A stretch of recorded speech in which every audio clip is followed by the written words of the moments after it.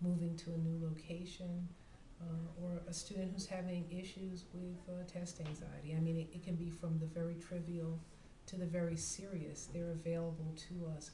And these are not students who have to have a record of services.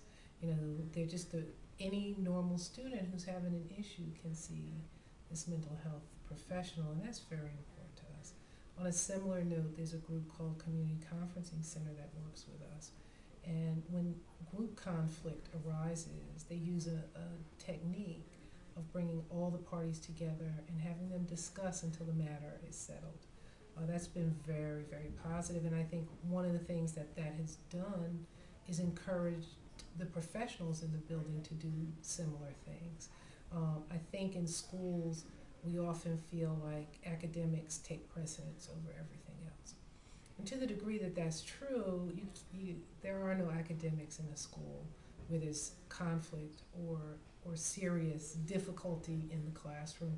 You've got to get to those emotional and other disturbances before you can really reach the student. So I think it has helped us build relationships with the students, and it has modeled a preference for talking through problems with students rather than being punitive right offhand. So, and that's our approach with discipline. It's pretty much our approach with everything. If this is a small learning community, what are the benefits of it? Well, one of the benefits necessarily has to be that we know our students and that they know us. And I think the Community Conferencing Center helped foster that. Other groups that are important, I mean, the Tremonts, the the other hotels that participate with our students and give them shadowing positions and internships and anything that we can think of. They dip deep into their resources to try to help us do whatever it is we're trying to do. Northrop Grumman has been amazing. They've recently come on, but they've sent buses of people here to speak to our students and buses of students to their location. Just amazing support. And the individuals, I could go on and tell you about and give accolades for every individual who participates with us. P.W. Feats, Paul Woolman, who has been on the board for at least 16 years, longer than some of these kids are old. It's an Jeff Holmes. Let me not forget to mention Jeff Holmes, who is just the steadfast voice of reason at all times, and also has been involved with the board for some 16 years. Mark Rockleitner from Black & Decker. They give gifts. Anything that you could think of, that they can think of actually, they do. They donate books. They just do whatever's necessary. Some principals deserve to be demonized because they are really afraid of new ideas. They're just absolutely terrified. And some principals are afraid of relinquishing control.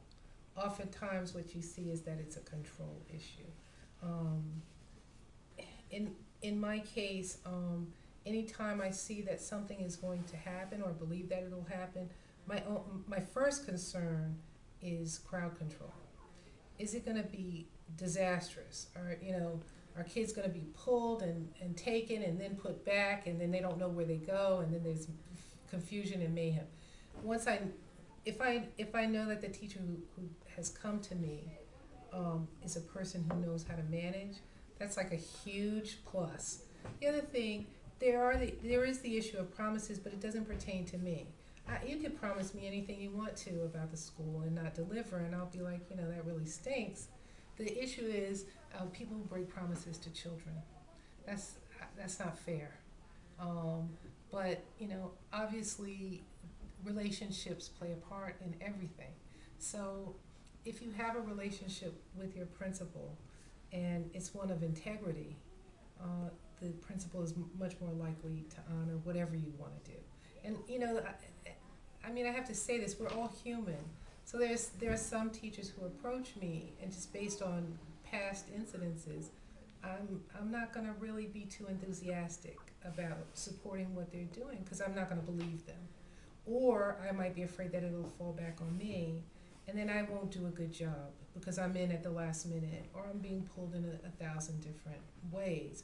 And the other thing, I don't think that one can fully appreciate as a teacher is that the administrators sometimes probably look like, oh, they're on easy street. What are they doing in there anyway? We're the ones at the front line, and they're just sitting there cooling their heels.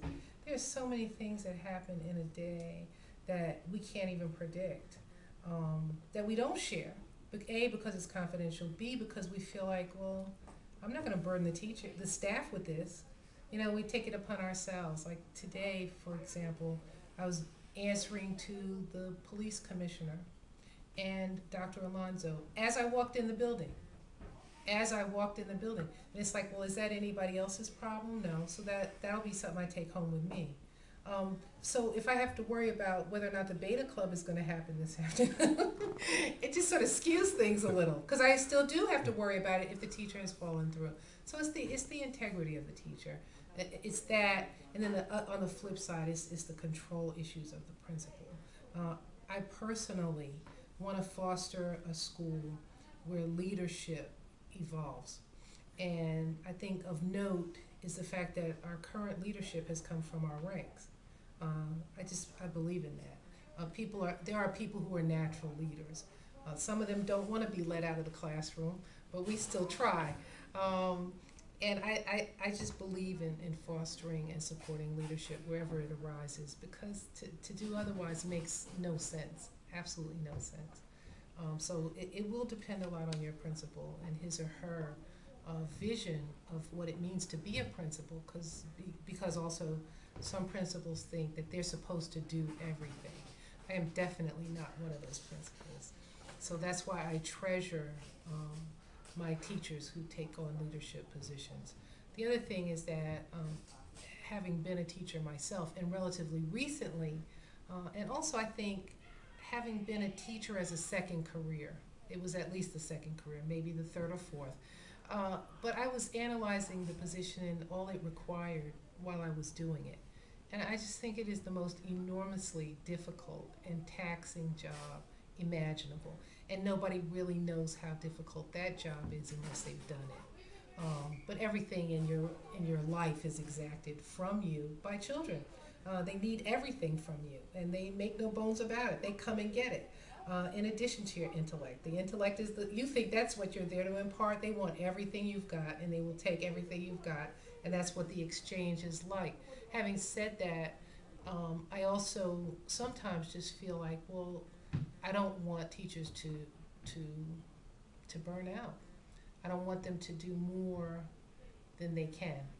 So there are levels of complexity when this question is raised. I guess I wanted to believe that you could create a climate through formula, that it was somehow formulaic. You do A, you do B, you do C, and then you get a climate. But that's not really how it works. It's sort of like how babies are made. You can do everything the right way, but the baby may or may not come. It's some part of it is organic, and I think it's very similar. Because as I've done this job as principal, I've been reflective, not during the year, but in the summers, and I think that it's like going to a business where all the people you meet give you appropriate customer service. Well, that's not accidental. It never is accidental. All you have to do is see who does the hiring, and or who is at the top, and what are their demands. And I think that